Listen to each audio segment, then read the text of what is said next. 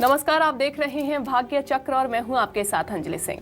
मेरे साथ हैं ज्योतिष आचार्य पंडित अमित पांडे जी। पंडित जी, आपका बहुत बहुत स्वागत है। जी धन्यवाद आपका। क्या आपके हाथ में है राज चिन्ह? क्या आपके हाथ में बनी है राजयोग की रेखा? क्या कहती है आपके चेहरे की बनावट? क्या कहते हैं आपके हाथ और पैरों के निशान? शरीर पर निशानों के क्या है ज्योतिषीय कनेक्शन? देखिए सिर्फ भाग्य चक्र में। सामुद्रिक शास्त्र के अनुसार शारीरिक बनावट और शरीर पर मौजूद निशानों से पता लगाया जा सकता है कि भाग्य में राजयोग है या नहीं है, आप धनवान बन पाएंगे कि नहीं। आज हम अपने प्रोग्राम में बताएंगे कि सामुद्रिक शास्त्र में धनवान पुरुष के क्या लक्षण बताए गए हैं। प्रोग्राम की शुरुआत करते हैं पंडित जी, और बताइए हमारे दर्शकों को। जी, किस मनुष्य को धन मिलेगा, किसके जीवन में आर्थिक स्थिति अच्छी रहने वाली है, ये समस्त बातें कहीं न कहीं हमारे जन्म से पहले ही तय हो जाती हैं, या यूँ कहें कि हमारे प्रारब्ध के अनुसार ही हमें प्राप्त होता है। पूर्व जन्म में किए गए कर्मों के आधार पे ही हमारा भविष्य तय होता है, हमारा आज तय होता है। और यही हमारा ज्योतिष शास्त्र, यही हमारे शास्त्र और यही कर्म सिद्धांत का मूलभूत आधार है, हमारे कर्म।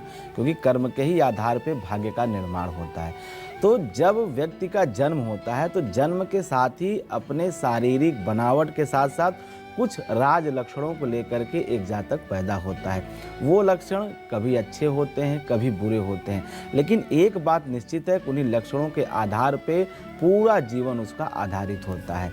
अगर कोई व्यक्ति अच्छा दिखता है, सुंदर दिखता है, तो उसका एक अलग लाभ उसको मिलता है। इसी तरह से अगर उसके जीवन में, उसके हाथ की रेखाओं में, उसके माथे में कोई रेखा है, चमक है, ललाट बड़ा है, तो कहीं न कहीं उसका भी लाभ उसको मिलता है। जब बात आती है धन की, तो धन जीवन का कहीं न कहीं एक ऐसा अंग है, इसी से ही पूरा जीवन चलायमान होता है। और रही बात कौन व्यक्ति धनवान होगा, किसके पास धन की वृद्धि होगी, ये तमाम बातें हम जो है जातक के हाथ की उंगलियों को देख करके, हस्त की रेखाओं को देख करके जान सकते हैं। इसमें सामुद्रिक शास्त्र बड़ा स्पष्ट आदेश देता है। सामुद्रिक शास्त्र कहता है कि अंगुष्ठ यवैराढ्या सुतवंतो अंगुष्ठ मूलई सिंचयव है। मतलब कि अंगुष्ठ मतलब जो अंगूठा होता है, अंगूठे को देख करके यह बताया जा सकता है कि इसमें जो है धन की मात्रा इसके हाथ में कितना होगा। इसके अलावा दीर्घा गंगलित पौर्ण शुभगौ दीर्घायुश्चैव, मतलब कि अगर अंगूठा दीर्घ है तो ऐसे लोग आयु भी अच्छी प्राप्त करते हैं।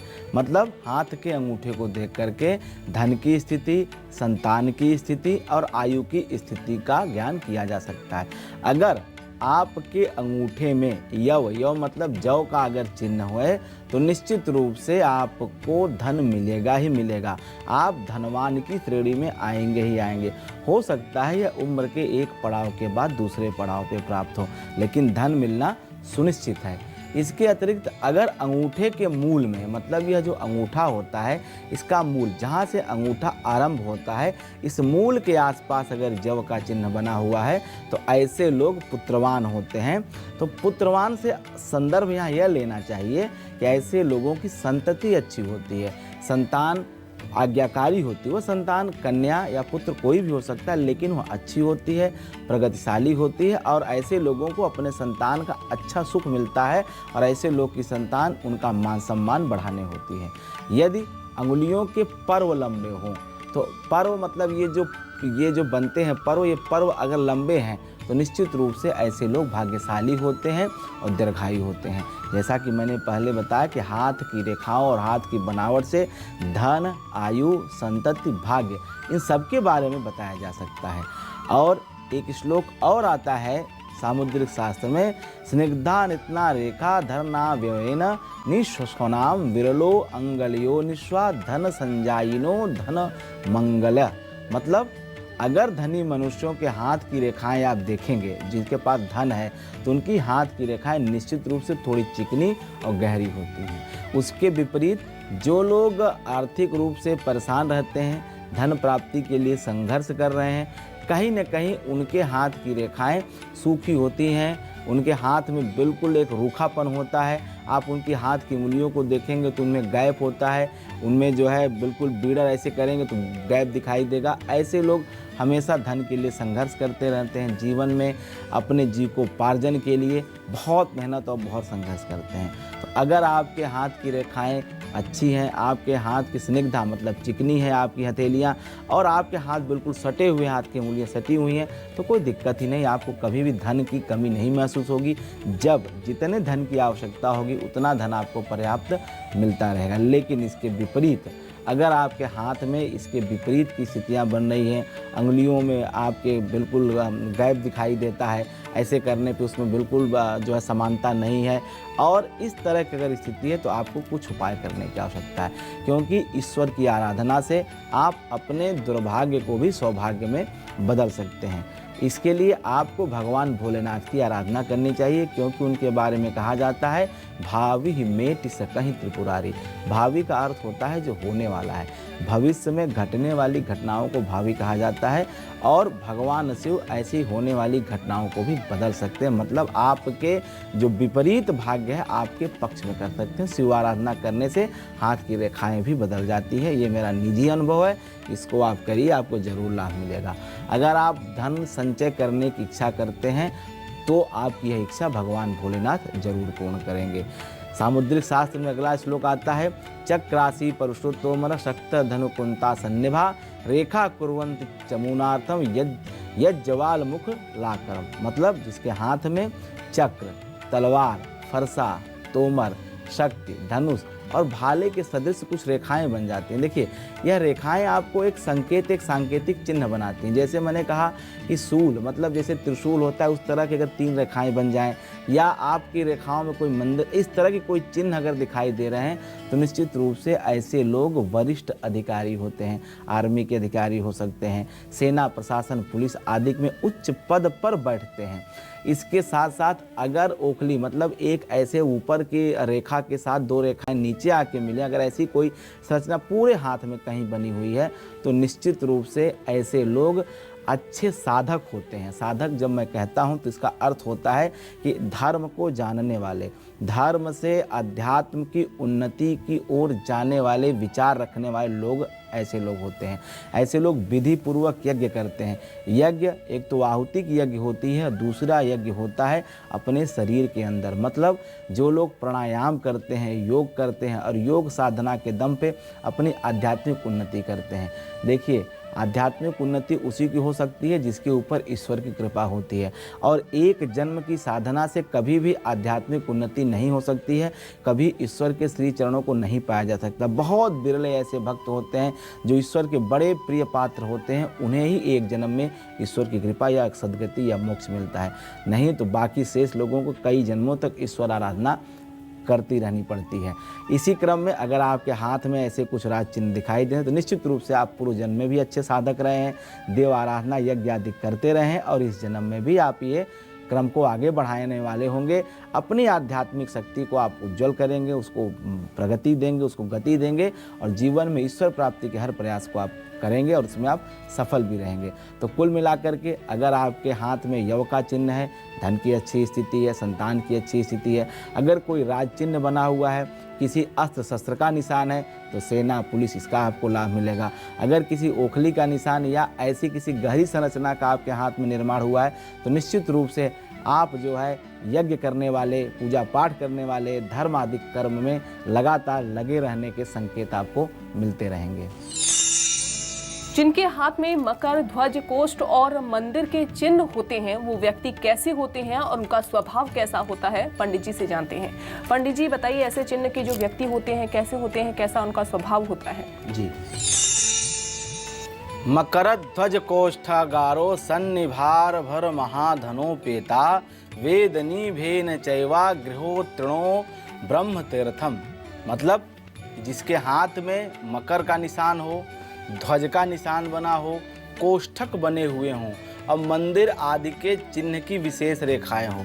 अब आप सोचेंगे कि मंदिर की रेखा हाथ में कैसे बन सकती है, तो बताता हूँ। देखिए, जो मणिबंध, इसको मणिबंध कहा जाता है, और मणिबंध रेखा से जो भाग्य रेखा आरंभ होती है, तो कभी कभी किसी विशिष्ट व्यक्तियों के हाथ में यह जो भाग्य रेखा होती है, जो शनि पर्वत के मूल तक जाती है, यह मणिबंध के ऊपर भी चढ़ती है। तो यहीं पे निर्माण होता है उस मंदिर के चिन्ह का, मंदिर सदृश संरचना का। तो यह भाग्य रेखा और मणिबंध के मिलन के स्थान पे मंदिर की रेखा बनती है। तो ऐसे लोग प्रायः महाधनी होते हैं, अर्थात बड़े व्यापारी, बड़े बिजनेसमैन और बड़े श्री कुल में ऐसे लोगों का जन्म होता है। मतलब ऐसे लोगों की जो कुल परंपरा होती है बहुत दिव्य, बहुत भव्य होती है। और अगर यह अंगुष्ठ मूल, मतलब यह अंगुष्ठ मूल जो यहाँ पे अंगूठे के मूल जहाँ शुरू होता है अंगूठा, अगर यहाँ पे वेदी के समान, वेदी कहते हैं जिसे पूजा की वेदी बनती है, चौकोर चौकी के समान संरचना यहाँ छोटी या बड़ी बने, तो भी ऐसे लोग असली मतलब पूजा पाठ करने वाले, मन से पूजा करने वाले, अपने मन को हमेशा ईश्वर आराधना में समर्पित करने वाले लोग होते हैं। ऐसे लोगों को शास्त्र की भाषा में अग्निहोत्र कहा जाता है।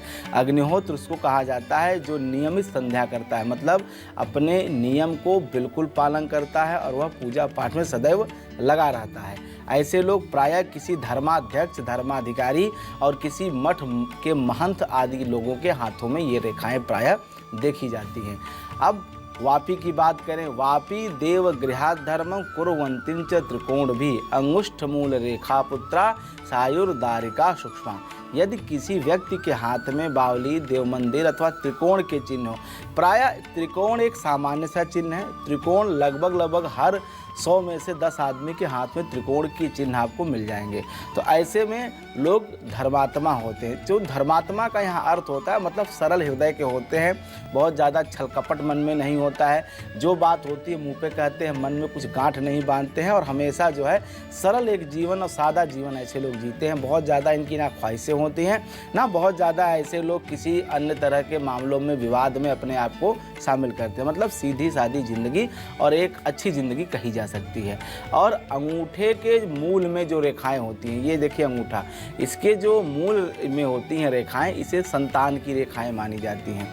तथा इसमें देखिए 2 तरह की रेखा हो सकती है। एक जो मोटी रेखा होती है वो संतान पुत्र को बताती है, और जो सूक्ष्म रेखाएं होती हैं वो कन्याओं की मानी जाती हैं। समुद्र शास्त्र में चूंकि यह जो अंगूठा है शुक्र का स्थान माना जाता है, शुक्र पर्वत का स्थान माना जाता है, और संतान की जो रेखाएं होती हैं शुक्र पर्वत पे ही बनती हैं।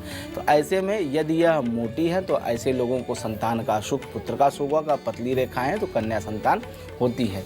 ऐसे आप शरीर के बनावट से व्यक्ति के स्वभाव और चरित्र के बारे में सब कुछ जान सकते हैं। हमारे जो शरीर का भाग कहा गया है समुद्र शास्त्र में, कुल 66 प्रकार के भाग का वर्णन किया गया है।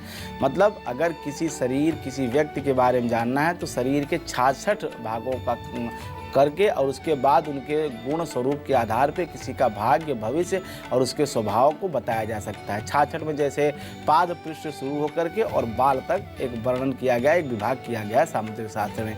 पाद पृष्ठ, पाद, अंगुली, जानु, सिरा, सारी चीज़ें एक विस्तृत जो है रूप से सामुद्रिक शास्त्र में बताया गया है। अगर किसी कन्या की नाक सीधी और उन्नत हो तो उसका स्वभाव कैसा होगा? अगर कन्या की गर्दन छोटी और बड़ी होती है तो वो कैसी होती है? पंडित जी, उस कन्या का स्वभाव कैसा होता है वो भी बताइए हमारे दर्शकों को। जी, हमारे सनातन धर्म में कन्या को माता महालक्ष्मी का स्वरूप बताया गया है। कहा जाता है यत्र नारस्तु पूज्यन्ते रमन्ते तत्र देवता। जहाँ नारियों की पूजा होती है वहाँ पे समस्त देवी देवताओं का वास होता है। माता ही इस संसार का मूल आधार है, संसार के उत्पन्न होने का आधार है, क्योंकि शक्ति के बिना शिव भी अधूरे हैं। इसलिए तमाम संसार की जो सृष्टि के जो तमाम सकारात्मक बातें होती हैं एक स्त्री के अंदर, एक कन्या के अंदर जन्म से ही विरूपित होती हैं, निहित होती हैं। समुद्र शास्त्र ऐसे में बहुत सारी बातें किसी स्त्री, किसी कन्या के शारीरिक संरचना के आधार पर उसके भाग्य, भविष्य के बारे में बताता है। कुछ ऐसी बातें बताता है जिसे राज लक्षण कहे जाते हैं। जैसे सुलक्षणा एक शब्द आता है हमारे शास्त्र में। सुलक्षणा मतलब जिस महिला के हाथ की रेखाएं पतली हों, अच्छी हों, भाग्य रेखा बनी हो, तो ऐसे महिलाओं को, ऐसी कन्याओं को सुलक्षणा कहा जाता है। लेकिन चेहरे को देख करके, पैर को देख के, हाथ को देख करके भी बहुत सारी चीज़ें अनुमान लगाई जा सकती हैं। जैसे किसी भी कन्या के अंदर तमाम तरह के गुण होते हैं। जिसकी नाक सीधी और लंबी होती है, वह स्वयं भाग्यशाली होती है। साथ ही जब उसका विवाह हो जाता है तो जिस किसी के भी साथ ऐसी कन्याओं का विवाह होता है उनके यहाँ लक्ष्मी का वास हो जाता है, मतलब अपने पति के लिए हमेशा भाग्यशाली होती हैं। जिस घर में उनका विवाह होता है उस घर के लोग तरक्की संपन्नता की तरफ आगे बढ़ जाते हैं, समृद्धि हमेशा उनके साथ रहती है। विवाह योग्य कन्याओं के कुछ ऐसे लक्षण देख करके यह बात पता लगाया जा सकता है कि वह कितनी भाग्यशाली हैं तथा उनका दाम्पत्य जीवन कैसा होगा। जैसे मैंने बताया कि सीधी और उन्नत नाक समुद्र शास्त्र में बहुत अच्छी कही गई है। साथ ही जिस कन्या के होठों के रंग लाल, देखिए शरीर में मुख सबसे पहले होता है, सबसे महत्व, जिसको ओरा कहा जाता है कि किसी व्यक्ति का होरा कैसा है। अगर उसके शरीर के सारे आकर्षण का जो केंद्र बिंदु होता है किसी का मुखमंडल होता है। भगवान बुद्ध का भी मुखमंडल बहुत अच्छा था, बहुत दिव्य शक्तियों संपन्न था। इसी तरह से जिस कन्या के होठ का रंग लाल हो, चेहरे पे तेज हो, कांति हो, चमकता हुआ चेहरा हो, ऐसे लोग बहुत भाग्यशाली होते हैं। जिस किसी कन्या की गर्दन छोटी हो, ऐसी कन्या भी अपने पति के लिए बहुत सौभाग्यशाली होती हैं और वह हमेशा जिस घर में जाती हैं वहाँ लक्ष्मी उनके पीछे पीछे जाती हैं, अर्थात वह कन्या सुख और सौभाग्य से परिपूर्ण होती है। ऐसी कन्या अपने पति का बहुत ख्याल रखती है, मतलब पति प्रिया होती हैं और हमेशा ऐसे लोगों के जीवन में दाम्पत्य का सुख बना रहता है।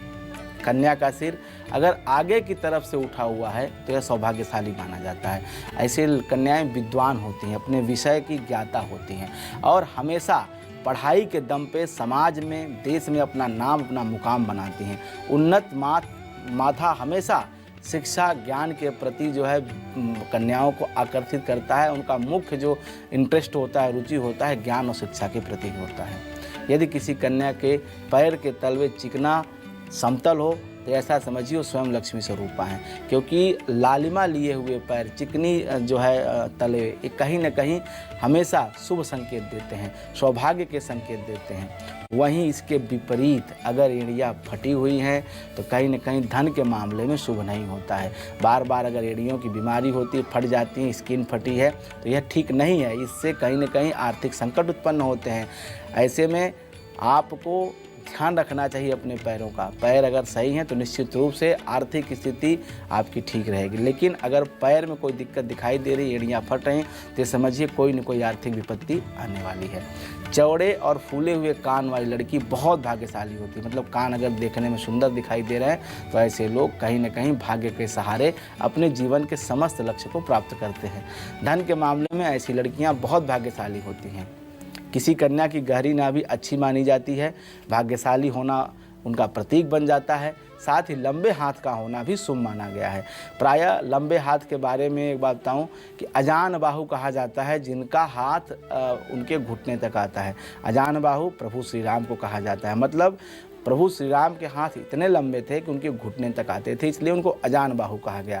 तो अगर किसी के हाथ जितने लंबे होंगे वह उतना व्यक्ति जो है समाज में प्रसिद्ध होगा, लोक प्रसिद्ध होगा, उसके उतना वह ज्ञानवान होगा, उतना वह मर्यादित आचरण करेगा, धन राज सुख से संपन्न होगा। चलिए अब जानते हैं आगे पंडित जी से कि व्यक्ति के हाथ पैरों में निशान शुभ होते हैं या अशुभ। इसके साथ ही हम ये भी जानते हैं पंडित जी से कि जिनके पैरों में अंकुश, वीणा जैसे निशान वाला व्यक्ति का स्वभाव कैसा होता है। पंडित जी बताइए, और साथ ही ये भी बताइए कि कहा गया है कि हथेली पर भी जो तिल होता है वो काफ़ी शुभ माना जाता है, तो क्या वाकई में वो शुभ होता है या किसी अशुभ का संकेत देता है? जी बिल्कुल। जहाँ तक निशान की बात करें तो जिन लोगों के पैरों के तलों में अंकुश कहते हैं एक अस्त्र को, जिसमें आगे नुकीली संरचना बनी होती है, नीचे जो है लकड़ी का दंड लगा होता है, लोहे का दंड लगा होता है। ऐसी कोई संरचना अगर आपके हाथ में है या कुंडल चक्र का निशान आपके हाथ में है तो ऐसे लोग प्रायः एक अच्छे शासक होते हैं या बड़े व्यापारी होते हैं। ऐसे लोग अपने पढ़ाई शिक्षा के दम पर राज्य अधिकारी का पद प्राप्त कर सकते हैं और तो और राजनेता बनते हैं, मतलब सीधा कहीं न कहीं उनका संबंध शासन प्रशासन से होता है, सरकार से होता है।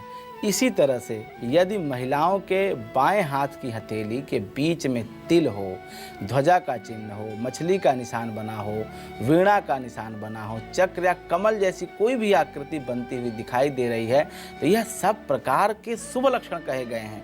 ऐसे कन्याएं, ऐसी महिलाएं लक्ष्मी की स्वरूपा मानी जाती हैं, उनके अंश से उत्पन्न हुई मानी जाती हैं।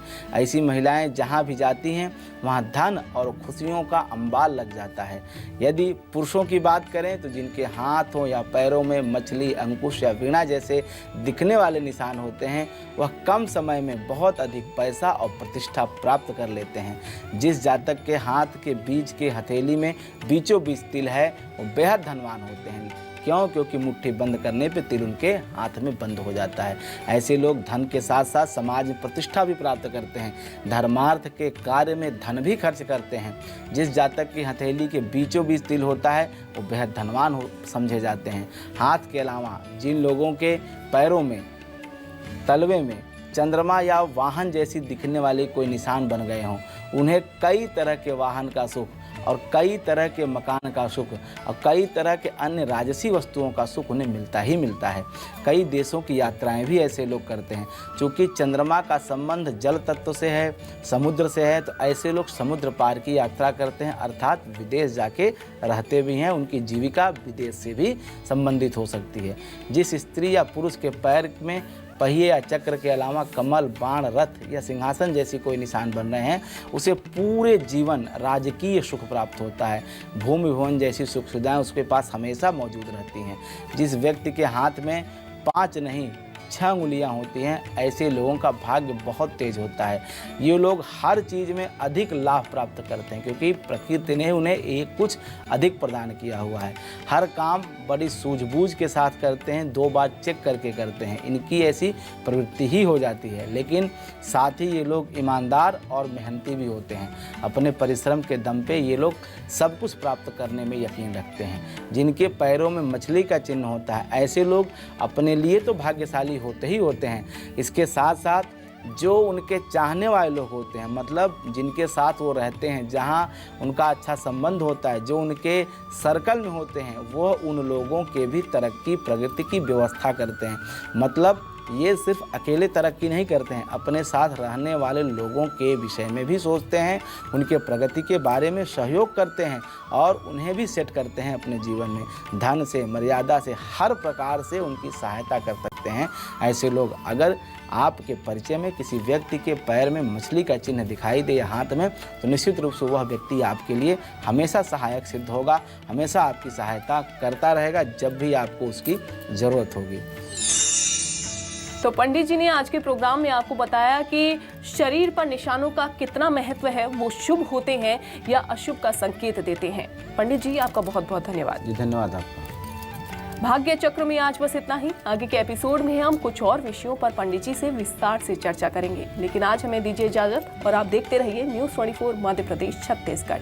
नमस्कार। नमस्कार।